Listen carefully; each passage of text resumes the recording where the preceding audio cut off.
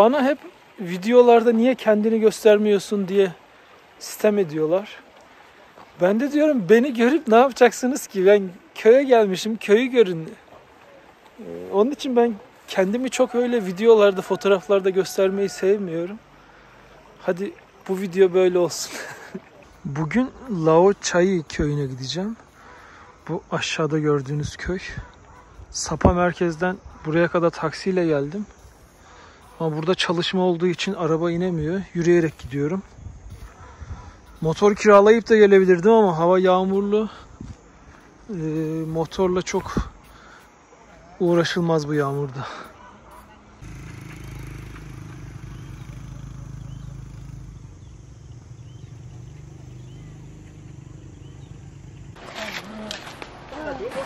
Kupa çekmenin başka bir yöntemi sanırım. Biraz önce alnına yaptı, şimdi yanağına.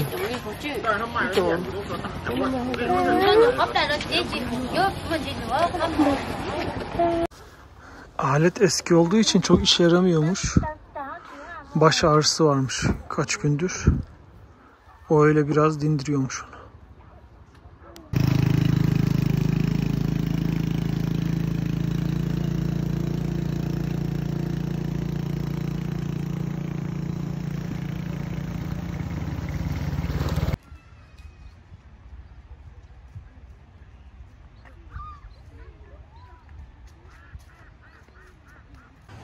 Köyün merkezine doğru geldim. Yine buralarda da böyle tek tük hediyelik eşya satılan yerler var. Bu kumaşlarda gördüğünüz mavi ve yeşil genelde indigo bitkisinden elde ediliyor. Burada o çok revaçta. Indigo bitkisini de eğer 2 gün suda bekletirsen yeşil, 1 hafta bekletirsen mavi oluyormuş.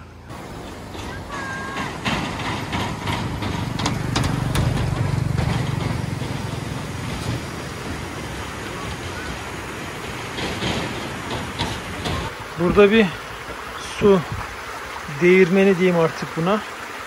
Su burada dolunca buraya yukarı kalkıyor ve alttaki artık mısır vesaire neyse onu eziyor, dövüyor. Köy yani bildiğiniz bizim Anadolu'daki köylerden biri gibi.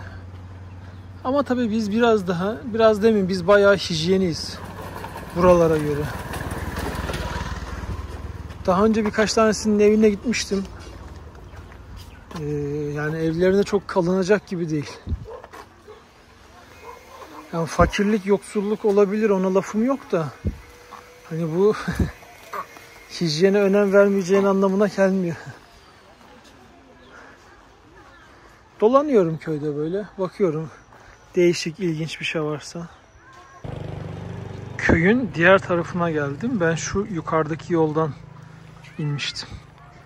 Normalde buralar hep pirinç tarlaları ama şu an sezonu değil.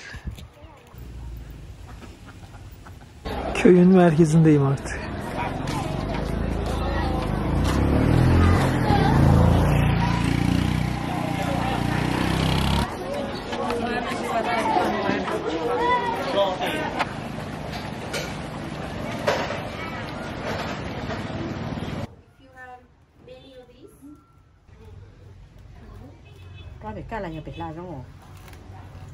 How you learn it English? Lee. Huh? How you learn it English? Tourist. How old are you? How old are you? 60. Yeah.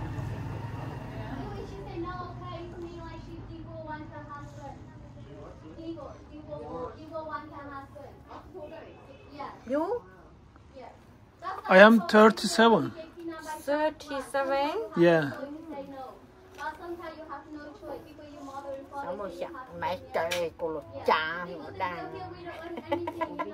You have 5 kids, yeah? Huh? You have 5 kids? Yeah. So that's why, like, after what the girl, she said, okay, she goes to give family It takes how long to finish this? Mimi. They take a week. A week? Yes. Wow. Bir hafta sürüyormuş onu yapması.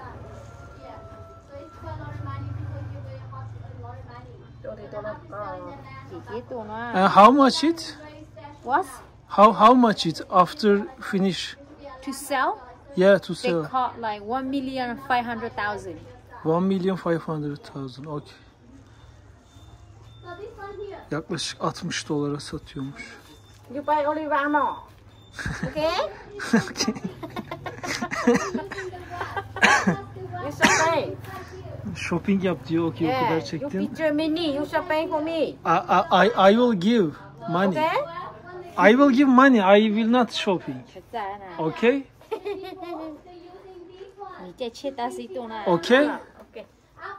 İyi anlaştık. Bir sürü fotoğraf çektim de burada.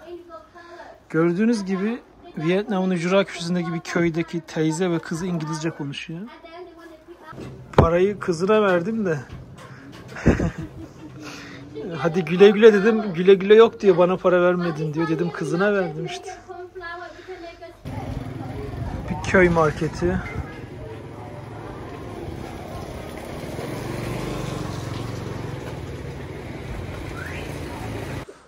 Lao Chai köyünü öyle dolandım biraz. Merkezi ufak zaten. Şimdi ileride 2 kilometre ileride Tavan köyü var. Oraya gidiyorum. Oradan da ya taksiyle ya motorla Sapa'ya dönüş yapacağım.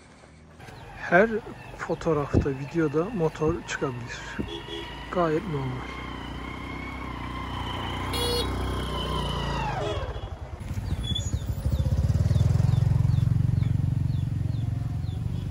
Yol üstünde böyle bir yer buldum. Yoruldum biraz, kahve söyledim. Daha önce paylaşmıştım, belki görmüşsünüzdür. Vietnam usulü kahve. Aynı filtre kahve tarzında, mantığında. Kahve aşağı süzülmeye devam ediyor. Bu duyduğunuz inşaat sesleri gayet normal. Ben Vietnam'da yani en ücra demeyeyim de bayağı ücra köşelere gittim. Orada da her zaman bir patırtı kütürtü var. Şöyle rahat rahat bir doğanın sesiyle baş başa kalmak mümkün değil. Kesinlikle değil. Kahvede şeker yok ama zannetmeyin ki acı ya da sert. Aroması böyle çikolatalı ya da kakaolu. Kahve nereden bilmiyorum. Ama lezzetli. Ben 20 gündür Vietnam'dayım. Yani birçok kez içtim. Hepsi de güzeldi. Tabii biraz dibinde kalan oraya dökülüyor. Yapacak bir şey yok artık. Böyle ufak turist kafileleri de var ama olur ya, hani Vietnam'ın Sapa şehrine geldiniz. Bu köylere kendiniz de gelebilirsiniz. En kötü ihtimal taksi tutarsınız. Yani öyle yüksek rakamlar değil. Böyle rehberle gelip grup halinde gezmektense tek gelip gezmenizi tavsiye ederim. Yerel insanlar zaten bir şekilde İngilizceyi çat pat öğrenmiş. Biz zorluk yaşamazsınız, emin olun. Dilerseniz bu köylerin girişine kendiniz böyle gelebilirsiniz, bu çift gibi. Orada bekleyen yerliler oluyor. Size rehberlik yapıyorlar. Böyle yanınızda yürüyor. Siz de 3-5 bir şey veriyorsunuz artık. Tavan köyüne doğru devam ediyorum. Buralarda hayat tabii zor. Yani evlerin kondisyonu çok kötü.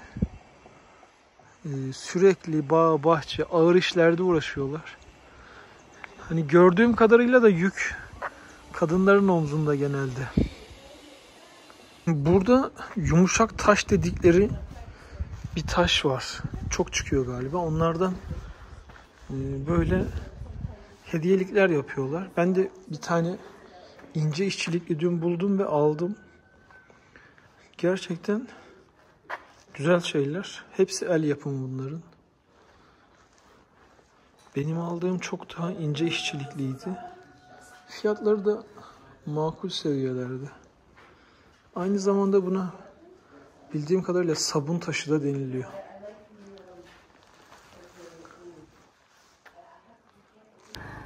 Tavan köyüne geldim. Burada Thai people dedikleri insanlar yaşıyor. Yani Thai grubu artık. Ama hani Tayland'daki Thai değil. Bir önceki köyde La Choi'de ise Hmong people diyorlar. Hmong insanları yaşıyor. Ya da bazılarına Black Hmong diyorlar. Siyah giyiyor onlar çünkü. Köyde yürümeye devam ediyorum. Aha orada sincap gibi bir şey var. Kafesin içinde. Ya şimdi sincap da kafese koyulmaz ki ama ya. Yani bu hayvan zaten aşırı hareketli. Bunun yanında da o da bir fare türü muhtemelen. Kestane vermişler yemesi için.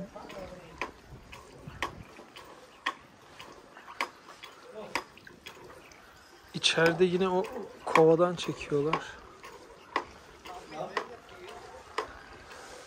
Hello.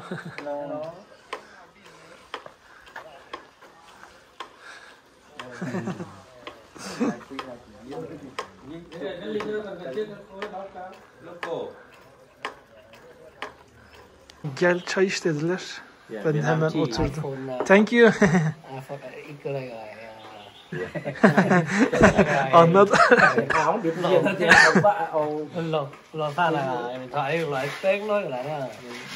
Bir içelim bakalım.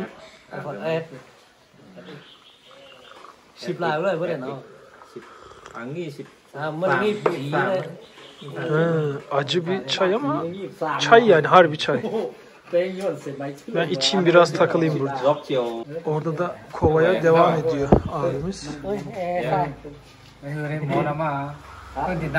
Ben nereye selam versem sağ olsunlar hemen davet ediyorlar. Ben de hayır demiyorum. Çayımı içip kalkacağım. Burası eviymiş abinin. 2 tane evi varmış. Şu şeylerin arkasında sanırım yataklar olabilir. İkram ettikleri çayı içtim, fotoğraf çektim. Şimdi devam ediyorum.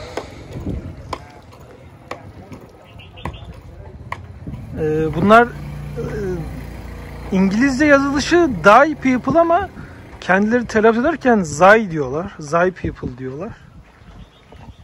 Kestane ve pirinç işiyle uğraşıyorlarmış. Orada zaten çuvallarla kestaneler vardı. Zai insanları ya da işte grubunun köyüne geldiğimde hemen ilk fark ettiğim şey kıyafetler değişiyor, figürler değişiyor. Bunlar önceki köyde yoktu. Burada yemek pişiriyorlar.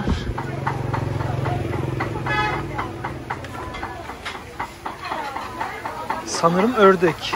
Çünkü arkada bir sürü... Ha yok. Tavuk da olabilir ya. Tavukmuş pardon.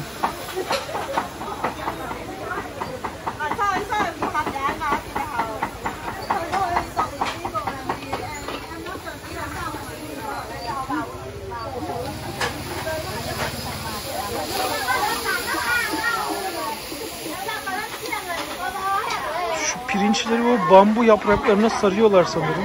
Gerçi o bambu yaprağını bilmiyorum ama Latin Amerika gezinde de çok kez karşılaşmıştım.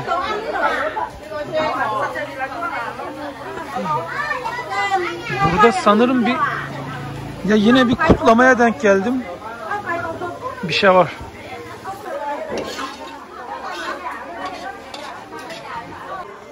Evet, burada ya bir kutlama var ya bir anma var. İçeride çünkü masa kurulmuş, mumlar falan var.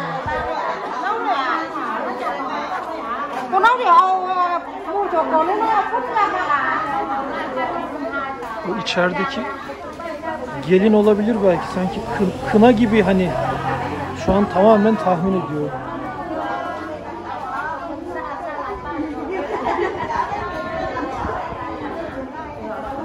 Daha fazla fotoğraf, video yok dediler.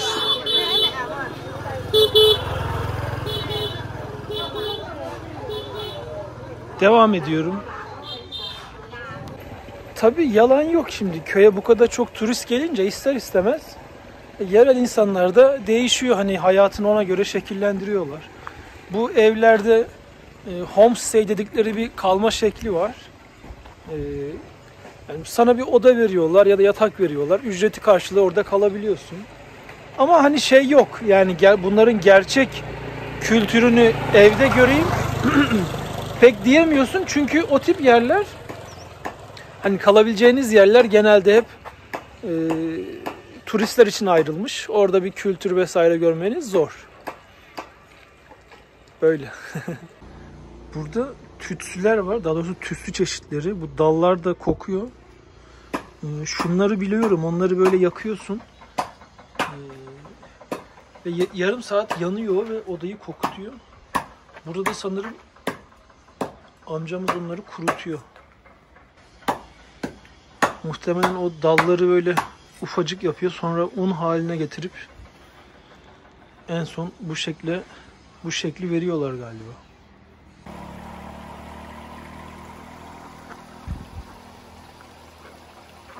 Köyde böyle kısmen güzel evler de var. Hep ahşap değil. Bunlar hep doğal boyama. Kimyasal ya da fabrika usulü değil. Yeter ki içinde sanatkar ruhu olsun. Vietnam'ın ücra köşesindeki köyde olsam bile sanatını konuşturuyorsun. İşte buralar hep pirinç tarlaları.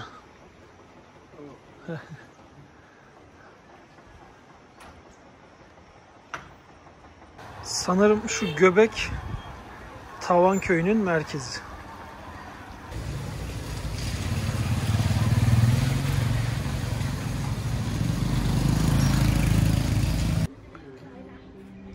Köyün berberi de böyle.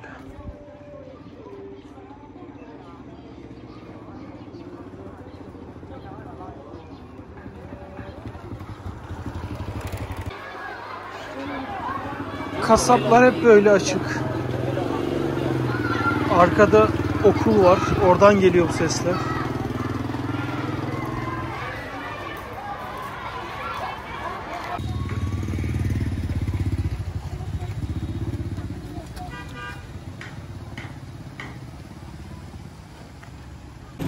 Bugün Lao Cai ve Tavan köylerini gezdim. Fotoğraf çektim.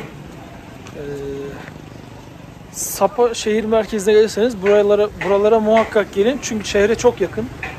Taksi tutsanız yarım saate geliyor. Yani taksi ücreti de nasıl söyleyeyim 7-8 dolar anca.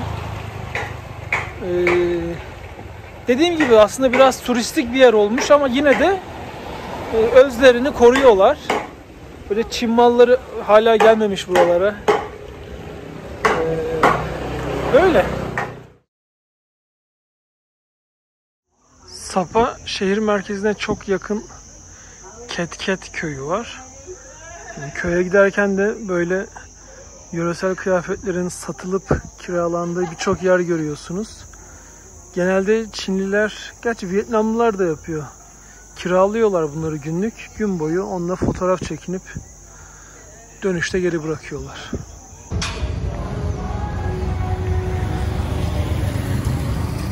Bölgedeki etnik gruplara göre bu kıyafetlerin renkleri de değişiyor.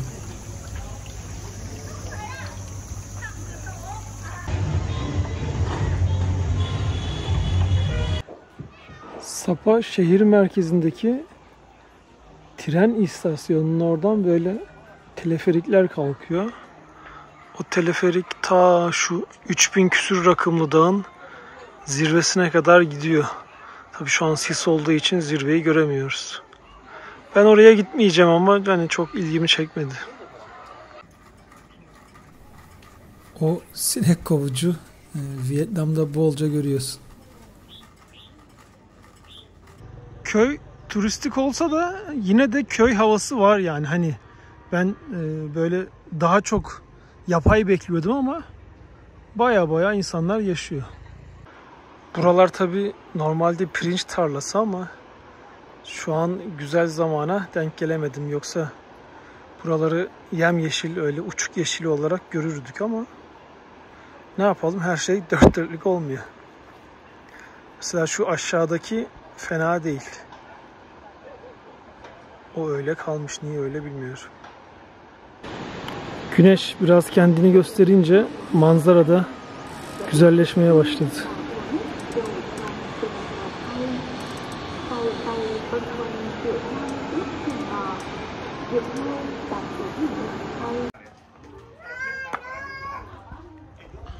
Burada çok güzel çiçek bahçeleri de var.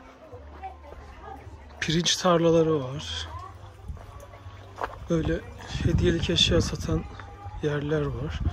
Ama tabii çoğu burada yapılma, öyle Çin malı ürünler değil. Daha önce bu şekilde birçok köye gittim, turistik yerler. Genelde hep Çin malı ürünler oluyor.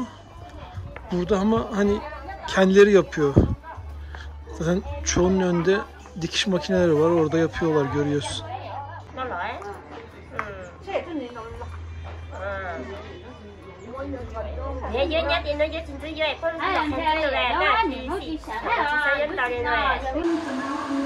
Aşağıda şelale var. Oraya gidiyorum.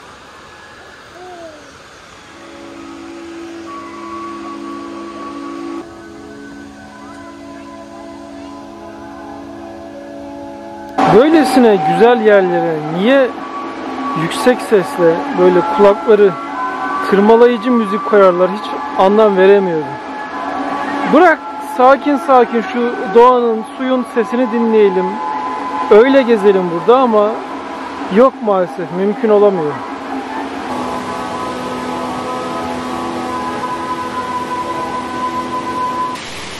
İşte o kıyafetleri yukarıda kiralayıp burada gün boyu fotoğraf çektiriyorlar.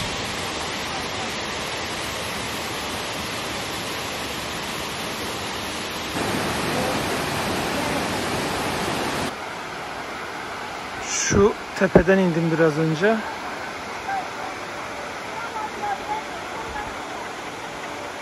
Tabii bu su değirmenleri sadece böyle göstermek amaçlı, şu an faal değil. Burayı hani düzenlemişler, elden geçirilmiş. Öyle hani bu şekilde insanlar burada yaşamıyor. Turist bol geldiği için ya da turisti çekmek için burayı böyle bir doğal park haline getirmişler. Güzel de yapmışlar ama rahat bir yarım gününüzü burada geçirirsiniz yani. Şurada da hamaklar var. Ücretsiz, git yat, takıl, fotoğraf çekin.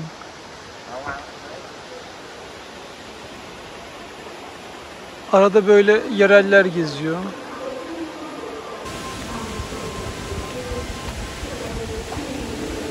Bu da su değirmeninin başka bir versiyonu. Su dolunca gördüğünüz gibi bir taraf kalkıyor ve diğer taraf aşağı inerken oradaki artık mısır mı neyse onu dövüyor. Bir iki tane kafe ve restoran tarzı yerler de var. Hatta bu videoyu bir kafenin balkonundan çekiyorum.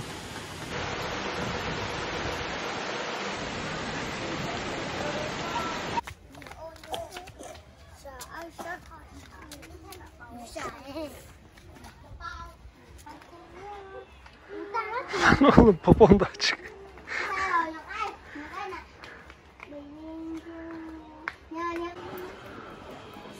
Bu tür el işi ürünler bu bölgede acayip meşhur. Çok güzel örnekleri de var. Ben de hatta birkaç tane aldım. Böyle işte oturma odasındaki yastık kılıfı olur. Tabak altlığı olur. Ya da duvara tablo gibi asılabilecek şu tip örnekler var. Bunlardan daha iyileri de var ama. Ketket köyünü, köy ne ya? Ketket köyünü gezim bitti. Şimdi artık çıkıyorum yukarıya doğru çünkü çıkış yukarıda. Hani olur ya, Vietnam'a yolunuz düşer, Sapa'ya geldiniz, buraya da uğrayabilirsiniz. Ama civarda daha gerçek harbi köyler var tabii yani. Burası öyle biraz daha turistik olan, şehir merkezine yakın. Ben şehir merkezinden yürüyerek geldim buraya. Görülür, güzel, alışveriş yapılacak hediyelik birçok yer var. Sevdim ben burayı. Sonraki videolarda görüşmek üzere.